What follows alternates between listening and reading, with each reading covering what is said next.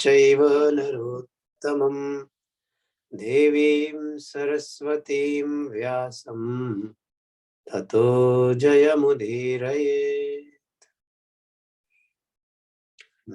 तो हम लोग अध्याय 7 कर रहे थे। 23 श्लोक हो गए थे संभवतः। तो आज आगे बढ़ते हैं।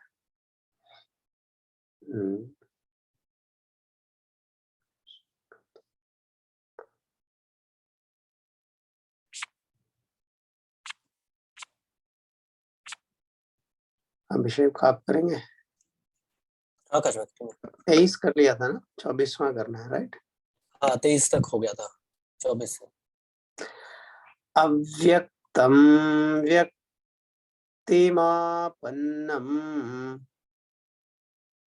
अव्यक्तं व्यक्तिमापन्नम् अव्यक्तं व्यक्तिमापन्नम् अव्यक्तं व्यक्तिमापन्नम् मन्यते मामबुद्धयः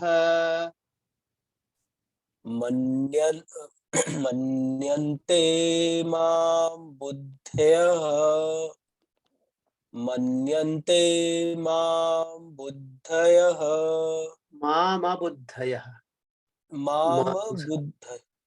माम अबुद्धयः है। तो अबुद्धयः हाँ, माम का दूसरा माँ आधा है, लेकिन अबुद्धयः का आ मिलके उसको पूरा कर देता है ना? तो मन्यन्ते माम अबुद्धयः मन्यन्ते माम अबुद्धयः मन्यन्ते माम अबुद्धयः मन्यन्ते माम अबुद्धयः परं भावमजानन्तः परं भावमजानन्तः परं भावमजानन्तः परं भावमजानन्तः ममाव्ययमनुत्तमम् ममाव्ययमनुत्तमम् ममाव्ययमनुत्तमम्। यहाँ पर भी वही है, ममाव्ययम अनुत्तमम, है ना? तो ममाव्ययमनुत्तमम् ममाव्ययम् अनुत्तमम् ममाव्ययम् अनुत्तमम्। अव्यक्तं व्यक्तिमापन्नं मन्यन्ते मामबुद्धयः अव्यक्तं व्यक्तिमापन्नं मन्यन्ते मामबुद्धयः अव्यक्तं व्यक्तिमापन्नं मन्यन्ते मामबुद्धयः अव्यक्तं व्यक्तिमापन्नं मन्यन्ते मामबुद्धयः परं भावमजानन्तः ममाव्ययमनुत्तमम् परं भावमजानन्तः ममाव्ययमनुत्तमम् परं भावमजानन्तः ममाव्ययमनुत्तमम् परं भावमजानन्तः ममाव्ययमनुत्तमम्। अव्यक्तं व्यक्तिमापन्नं मन्यन्ते मामबुद्धयः परं भावमजानन्तः ममाव्ययमनुत्तमम्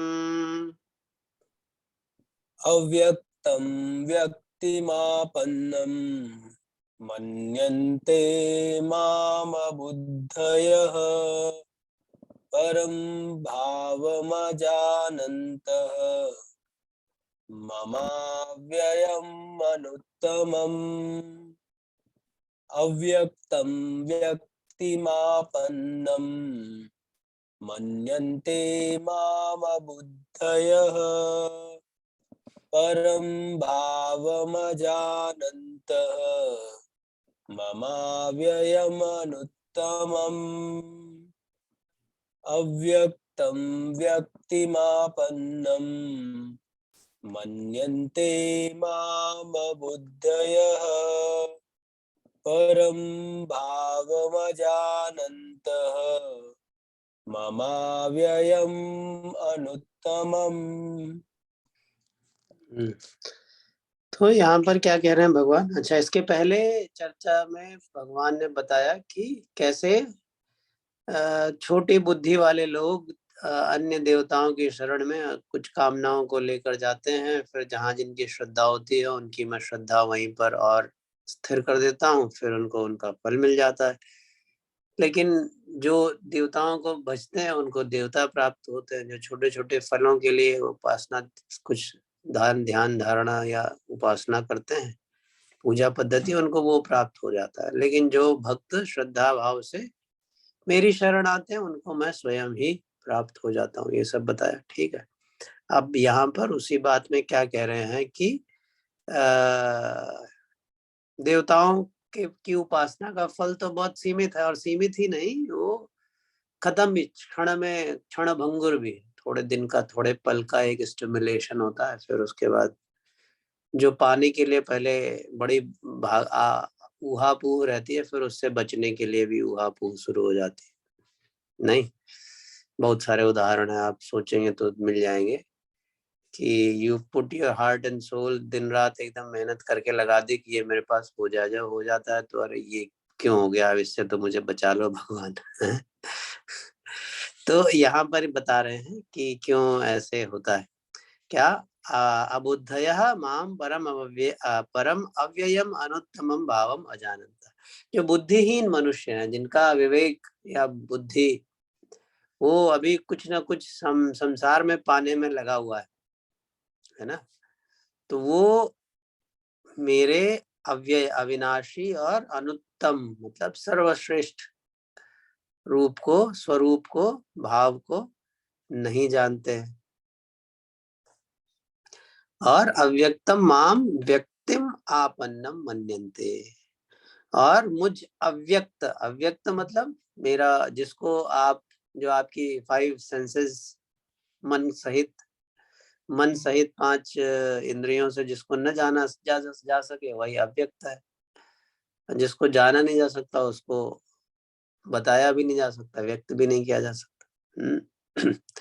तो मेरे अव्यक्त स्वरूप को ये बुद्धिहीन मनुष्य नहीं जानते हैं, और मुझे व्यक्तिमापन्नम मन्यन्ते, और मुझे भी साधारण व्यक्तियों जैसे, जैसे और लोग दुनिया में अपना खोए हुए हैं, वैसे ही मुझे भी शरीरधारी समझ लेते। भगवान ने 4थे अध्याय में बताया था ना कि मैं तो अपनी माया से, जब इच्छा होती है तब माया को की सहायता से शरीर ले लेता हूँ, आ जाता हूँ, चला जाता हूँ, अवतार लेता हूँ। पूरा सब 4थे अध्याय में ज्ञान बताया। तो भगवान को तो मनुष्य नहीं समझना चाहिए। जो बुद्धिमान है वो नहीं समझते हैं, लेकिन जो अबुद्ध है, और अबुद्ध कौन है? बुद्धिहीन वही है जो अपने कुछ ना कुछ काम भावना में कुछ ना कुछ पाने में लगा हुआ है, और पूरा वास्तविक सत्य वो जिसको दिखाई नहीं दे रहा, वही अबुद्ध है, वही मूर्ख है, और क्या। तो ये यहाँ 24वें श्लोक में बात है। we'll move to 25th. भूमिका आप करेंगी?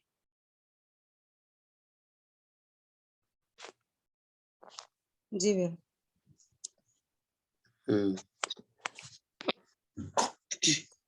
नाहं प्रकाशः सर्वस्य नाहं प्रकाशः सर्वस्य नाहं प्रकाशः सर्वस्य नाहं प्रकाशः सर्वस्य योगमाया समावृतः योगमाया समावृतः योगमाया समावृतः योगमाया समावृतः मूढ़ोऽयं नाभिजानाति मूढोऽयं नाभिजानाति मूढोऽयं नाभिजानाति मूढोऽयं नाभिजानाति लोको मामजमव्ययम् लोको मामजमव्ययम् लोको मामजमव्ययम् लोको मामजमव्ययम् नाहं प्रकाश सर्वस्य योगमाया समावृतः नाहं प्रकाश सर्वस्य योगमाया समावृतः नाहं प्रकाश सर्वस्य योगमाया समावृतः नाहं प्रकाश सर्वस्य योगमाया समावृतः मूढ़ोऽयं नाभिजानाति लोको मामजमव्ययम् मूढोऽयं नाभिजानाति लोको मामजमव्ययम् मूढोऽयं नाभिजानाति लोको मामजमव्ययम् मूढोऽयं नाभिजानाति लोको मामजमव्ययम्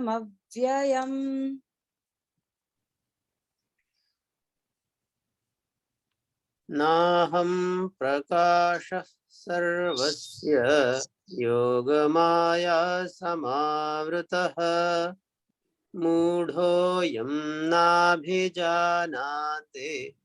लोको मामजमव्ययम्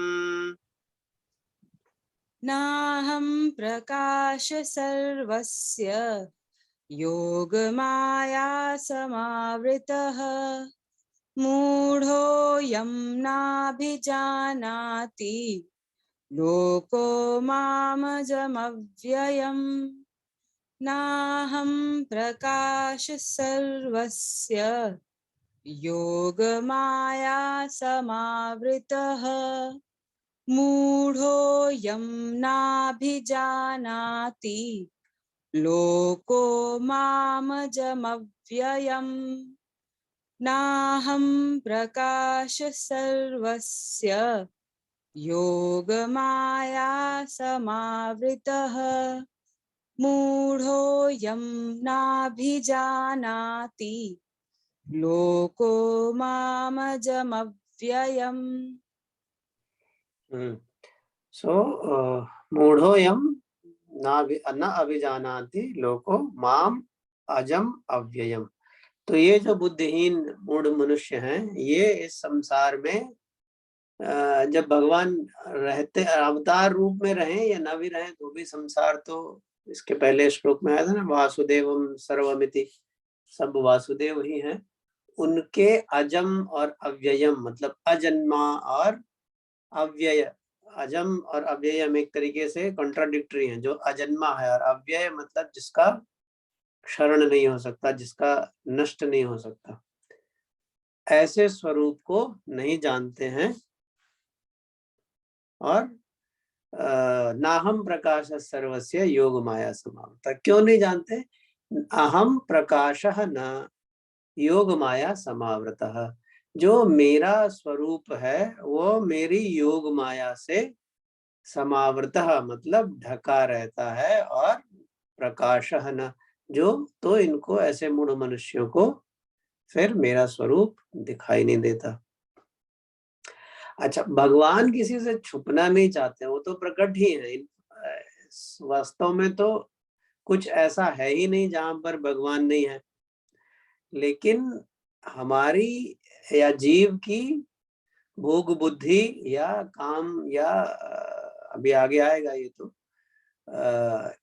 हम देखना ही नहीं चाहते भगवान को, समझ। और जब हम देखना नहीं चाहते तो भगवान तो हमेशा, पहले भी मैंने बताया था किसी श्लोक के प्रसंग में, कि भगवान तो तथास्तु कहने के लिए खड़े हैं। तुम नहीं देखना चाहते मुझे तो मत देखो, मैं छुप गया लो तुम्हारे लिए। अगर तुम देखना चाहोगे तो मैं प्रकट हो जाऊंगा।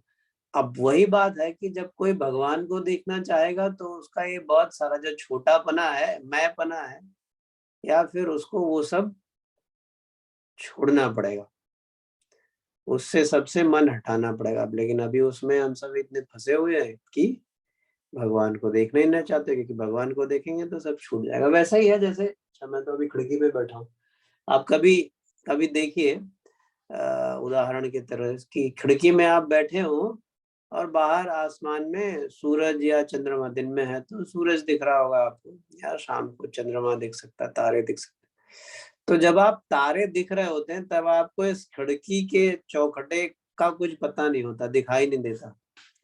अगर आपकी खिड़की में ग्रिल्स वगैरह हैं तो वो सब दिखाई नहीं देती। अभी ध्यान दीजिएगा, सिर्फ आपको चंद्रमा ही दिखाई देगा या दूर सामने कोई बिल्डिंग दिखाई देगी, जो भी दूर का दृश्य है। और जब आप खिड़की के चौखटे को पे ध्यान लाते हैं, वो देखना शुरू करते हैं, तो फिर आपको चंद्रमा दिखाई नहीं देता। कुछ कुछ वैसा ही है कि जब परमात्मा में जिसकी दृष्टि होती है तो फिर उसको ये खिड़की छोटा जो है, छोटा है चौखटा, ये उसको दिखाई नहीं देगा। और जब परमात्मा दिखेगा तो ये नहीं दिखेगा। तो ऐसा कुछ है, और हम इसमें चौखटे में इतने ज्यादा इन्वॉल्व हो गए कि हम उतनी दूर देखना ही नहीं चाहते, क्योंकि ये खो जाएगा ना फिर। इसलिए कहते हैं भगवान की मैं योग माया से, अपनी ही योग माया, यही भगवान की माया है, योग माया से इनके लिए ढका रहता हूँ और मुझे देख नहीं पाते हैं। तो ये जो देखने का आपने बताया कि देखने का मन नहीं है, मतलब मन क्या है, कभी कभी तो देख ही जाता है, या मतलब ये है कि देखना है, मतलब देखने का मन है तो तुरंत देख भी सकते हैं, करेक्ट? तुरंत हाँ, मन बदल सकते हैं। जिस क्षण देखना आप चाहते हैं ये देख सकते हैं। शरीर, मैं शरीर हूँ, मैं जीव हूँ, मेरी स्वतंत्र सत्ता है, जिस क्षण ये भाव गिर गया उस क्षण भगवान है। जहां पे मैं हूँ, मैं सो एंड सो हूँ, या मेरा ये शरीर है, या मैं हूँ, बेसिकली मैं माने क्या, शरीर से ही सब जुड़ा हुआ है। हमने तो उससे तो, हम तो अभी इतना भी नहीं जानते कि अपने शुद्ध अहंकार को भी, जो मैंपना है, उसका भी अनुभव नहीं कर पाते, है ना। लेकिन जैसे ही वो गिरा उसी क्षण भगवान ही भगवान है सब जगह। अष्टावक्र गीता में ना क्या, कौन सा तो श्लोक है याद, जबान पे नहीं आ रहा है, एकदम उसी क्षण जैसे ही आपका ये इससे संपर्क संबंध ये जो बना हुआ है, जो कि भ्रम है, वास्तव में है नहीं, वैसे ही तुरंत परमात्मा प्रकट है। असल में भूत, ये जो शरीर है ये भी परमात्मा है, जो अप्रकट, यानी अभी 13वें में अक्षर पर ब्रह्म, 13वें में नहीं, इसके बाद ही वाले अध्याय में आएगा अक्षर पर ब्रह्म योग। तो जो भूत है, भौतिक जगत है, वो भी परमात्मा है, जो जीव है वो भी परमात्मा है, और इनसे ऊपर जो है वो भी परमात्मा, सब कुछ परमात्मा ही है। हमको क्यों नहीं दिखता? क्योंकि हम जीव जो है आत्मा को, भौतिक जगत उसका है, अपने आप को जोड़ लेते हैं, एक भ्रम बना लेते हैं। ये भ्रम स्वयं का ही बनाया हुआ है कि मैं शरीर हूं, या मैं आई एम समथिंग। ठीक, जैसे ही वो बना वैसे ही परमात्मा जो सब कुछ था वो ओझल हो गया, वो हट गया। और जैसे ही इससे संपर्क टूटे वैसे ही हो जाए। ये बड़ा सूक्ष्म है, लेकिन वैसे देखा जाए तो बहुत सरल भी है, परंतु ये इतनी जो है ये संयोग जो है ये इतना वर्षों वर्ष पुराना है कि वो टूटता नहीं, और टूटता भी इसलिए भी नहीं है क्योंकि अपने पूर्णपण से हम चाहते भी नहीं है ये संपर्क तोड़ना, और कोई कारण नहीं है। वैसे ही है जैसे, अच्छा अभी हाँ, इसमें सुनिए, मैं एक और दूसरा उदाहरण देता हूँ, क्यों हमको दर्द होता है, क्यों कष्ट होता है, और कैसे ये मैंपना हो जाता है। अभी मैं अपने घर के बाहर निकलूं, एक से एक कार जा रहा है, ठीक है, उसका एक्सीडेंट हुआ और वो बिल्कुल मेरी कार जैसा था, ठीक है, तो वो तो एकदम आगे से बड़ा खतरनाक स्क्रैच आ गया, और मेरे पास जो भी कार है मैं देखूं बिल्कुल मेरी ही कार है, और मेरा कोई तो भाई या ड्राइवर वो लेके गया था, वो लेके आ रहा था, एक्सीडेंट हुआ। हाउ विल यू फील, कह रहे इस तो बहुत गलत हो गया, राइट। एक दर्द डेंट तो दिल में भी लग जाता, नई गाड़ी है तो जरूरी लग जाता है, नहीं। लेकिन फिर जब पीछे घूम के देखा तो उस गाड़ी का नंबर जो आ रही है तो मेरा नंबर नहीं है। फिर कैसे सारी व्यथा एकदम छू बंतर, मतलब एक कैसा आनंद कर रहे हैं बच्चे, राइट। तो 1 मिनट पहले जब आपने नंबर नहीं देखा था तब दर्द क्यों हुआ, और जैसे ही नंबर देखा तब दर्द कैसे गायब हो गया। एसोसिएशन, ये मेरी है, मेरी गाड़ी है, राइट। जैसे ही पता चला ये मेरी गाड़ी नहीं है, वैसे ही सारा दर्द गायब।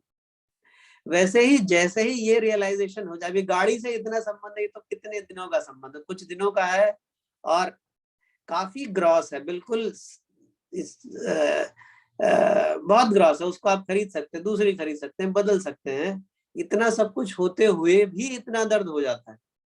तो ये शरीर अगर पुराने जन्मों की या जीव की उनकी बात ना भी करें, जो हमारे संस्कार हैं केवल इस जन्म की बात करें तो जन्म से प्राप्त है, और इसके अतिरिक्त हमने अपने आप को कुछ जाना ही नहीं है आज तक। तो कितना एकदम संयोग गहराई में उतरा हुआ है, और फिर इसके माध्यम से हम ये छोटे छोटे भोग जो मिलते रहते हैं उसमें भी आनंद तो उसमें भी है, तो उसमें भी उलझे, वो भी खोना नहीं चाहते, राइट। अच्छा, इसमें मैं ये ऐड करूंगा कि जैसे परमात्मा को पाना तो चाहते ही हैं, क्योंकि दर्द से छुटकारा पाना चाहते हैं, लेकिन तो वो भी एक परमात्मा की प्यास ही है, लेकिन कोई बताने हाँ, वाला नहीं है, ठीक है। करेक्ट। सो कहीं ना कहीं भीतर जो कुछ भी पाने की चाह है वह असल में परमात्मा को पाने की ही चाह है, जानने वालों ने कहा है। बस ये है कि हम सोचते हैं कि हमारी जो एकमात्र डिजायर है वो डिजायर परमात्मा को पाने की ही है, या सारी डिजायर से मुक्त होने की है, परंतु हमने छोटे छोटे गोल पोस्ट बना रखे कि अच्छा इसमें जाएंगे तब शांति, ये होगा तब शांति मिलेगी, या तब हमारी अतृप्ति हम तृप्त होंगे। पर वहां जाके पता चलता है कि नहीं, ये तो नहीं है। फिर ये मरीचिका में भटके हुए हैं। तो ये एक तरीके से हम टाल रहे हैं छोटे छोटे छोटे, असल में एक ही डिजायर है, वो डिजायर है कि परमात्मा को पाना। तो हर कोई पाना भी चाहता है, एक दूसरे तरह से देखें तो, क्योंकि कुछ और पाना चाहता होता, या उसकी चाह जो असली चाह है वो कुछ और पाने की होती, तो वो पाने के बाद मिट जाती। क्योंकि नहीं मिट रही है, पापा के भी नहीं मिट रही है, इसका मतलब वास्तव में ये पाना ही नहीं था। तो बस ये संयोग और कृपा ही है कि कुछ लोगों को कोई गाइड सही मिल जाए, कोई ग्रुप अच्छा मिल जाए ये बताने वाला, करेक्ट। तो हाँ, धीरे धीरे वो बताने करता रहता है। वाला मिल जाए और सत्संग मिल जाए, चलता रहे। ये थोड़ा वही है कि इतना गहरा बैठ गया है कि वो छूटा नहीं आसानी से। किसी किसी के ऊपर भगवत कृपा से ही मामला जल्दी जल्दी क्या कभी भी हो सकता है, या देर में हो या जल्दी हो। क्योंकि खुद से तो क्या वही है, सोई जाने जहीं देव जनाई, जाने तुम्हें जानत तुम्हें तुम्हें हो जाई वाली बात है। भगवान ये तो आप हमारे लिए जरा प्रार्थना कर दीजिएगा। आकाश जी, मनीष हियर, गुड मॉर्निंग। जीवन तो सॉरी, मतलब मैं ये साथ फर्स्ट टाइम ज्वाइन किया हूँ, तो जैसा परमात्मा के लिए बोलना है, तो जो मेरी अंडरस्टैंडिंग है, परमात्मा मतलब मोक्ष, राइट? मतलब हम मोक्ष के लिए ही ये सब कर रहे हैं, मोक्ष पाने के लिए, और जो कुछ नहीं मतलब एज इक्वल टू परमात्मा।